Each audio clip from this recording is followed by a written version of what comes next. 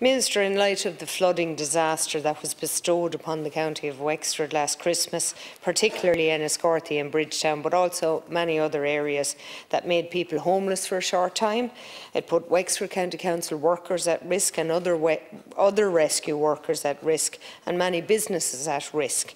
And on that basis, I'd like to ask you, Minister, the status on the specific timeline of your decision on the Enniscorthy Flood Defence Scheme proposal, and if you could tell us, please.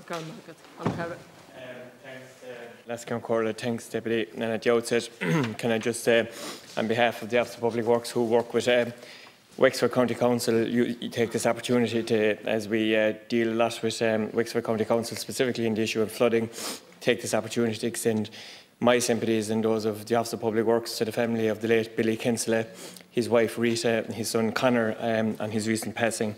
He was working in the aftermath of a recent storm, and Wexford County Council work hand in glove with the Office of Public Works in many of the storms that have faced that part of the country.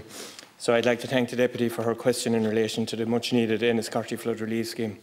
The scheme is being progressed by Wexford County Council on behalf of the Office of Public Works as a scheme under the Arterial Drainage Acts of 1945 and 95, and the scheme is within the Office of Public Works €1.3 billion flood relief scheme as part of the National Development Plan, from which the relevant funding in the Enniscorthy scheme will be made available. On completion of the scheme, the scheme will protect 236 properties within the town. The proposed scheme includes a river channel widening, river deepening, bridge relocation and the construction of extensive glass panelling flood walls through the town itself. The estimated total build is €51 million, including VAT, when other costs such as including fees, investigated works, etc., including environmental mitigation, property, land owner compensation and future maintenance works are taken into consideration. The scheme is going through the confirmation processes at the moment under the Arterial Drainage Acts, following submission of the scheme to the Minister for Public Expenditure and Reform for assessment in mid-2020. It is important to note that under Section 7E of the Arterial Drainage Acts regs of 2019, the Minister can make a number of decisions, and these are A, make an order to confirm the scheme, B, refuse to confirm the scheme, or C, refer the scheme back to the Commissioners for the Office of Public Works for revision in specified respects. And I'll finish the rest of it, Lascion Corl, in a second.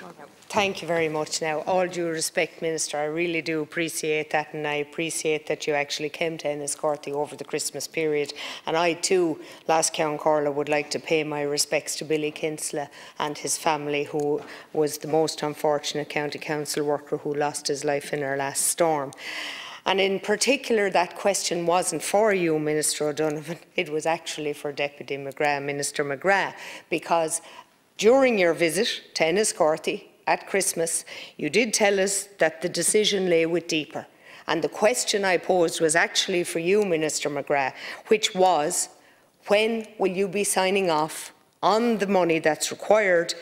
Because the answer that I've just received from Minister O'Donovan is exactly the PQ of the 25th of January, just repeated. And that's what's actually the issue for me. We just keep getting the same answer. Now, Independent Councillor Jack Owens has brought this up a number of times, and clarity is required. When will the 51 million be made available?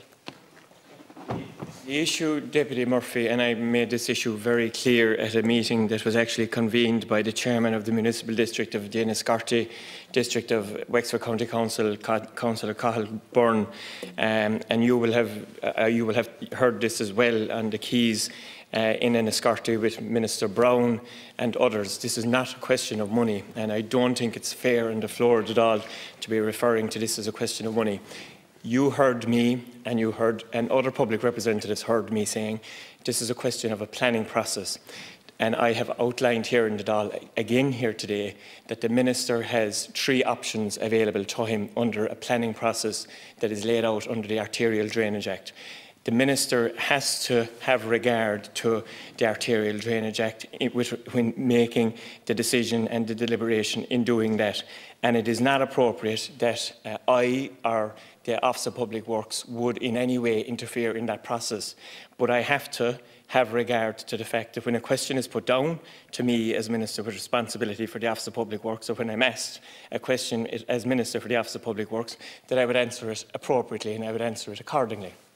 And all Due respect, Minister, I appreciate that, but you'll have heard me on the same occasion say that if the process is an open-ended process where there's no definitive timeline to which the process ends, we could be here forever. And you said yourself on the day, there's nothing you can do, but there is something we can do. We're legislators, and we ensure that we put a timeline on the process. We bring legislation that the whole thing in relation to planning, the Arterial Drainage Act, there has to be a timeline that we adhere to. It can't be open-ended. Lascown we could be here in 10 years' time.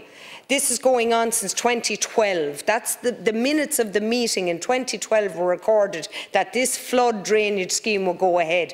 And Minister, I appreciate again that you had a meeting with, as you referred to, one of the councillors. The reality is here, at last month's meeting in Enniscorthy, the councillors have requested a meeting with the Minister again. So, Minister, I'm here preempting that, but you will have to have that meeting. Minister, to conclude. Again, as I say, we're part of a process here for which the Minister cannot interfere at the moment. And I said it at the time, and I'll say it again, and I'll say it on the record of the Dáil. The reason that the process is open-ended, it is open-ended for a very good reason.